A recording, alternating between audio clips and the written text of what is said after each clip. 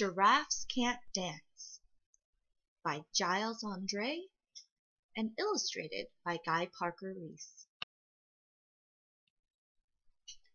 Gerald was a tall giraffe whose neck was long and slim, but his knees were awfully crooked and his legs were rather thin. He was very good at standing still and munching shoots off trees, but when he tried to run around, he buckled at the knees. Now every year in Africa they hold the jungle dance, where every single animal turns up to skip and prance.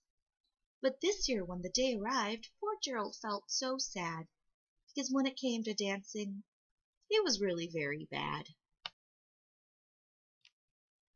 The warthogs started waltzing, the rhinos rock and rolled, the lions danced to a tango that was elegant and bold.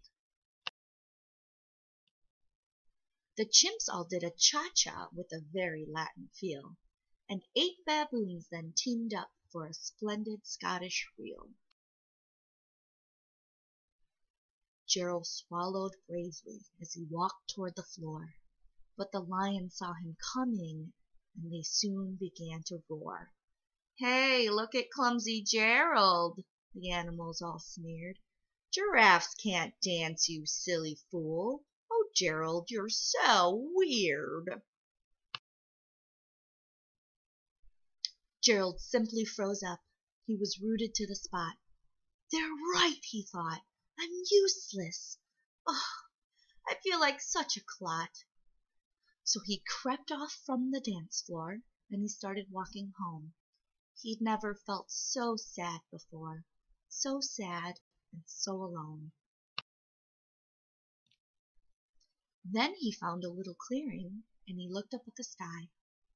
"The moon can be so beautiful," he whispered with a sigh. "Excuse me," coughed a cricket, who'd seen Gerald earlier on. "But sometimes when you're different, you just need a different song." With that the cricket smiled and picked up his violin. Then Gerald felt his body do the most amazing thing. His hooves had started shuffling, making circles on the ground. His neck was gently swaying, and his tail was swishing around. Gerald felt so wonderful, his mouth was open wide.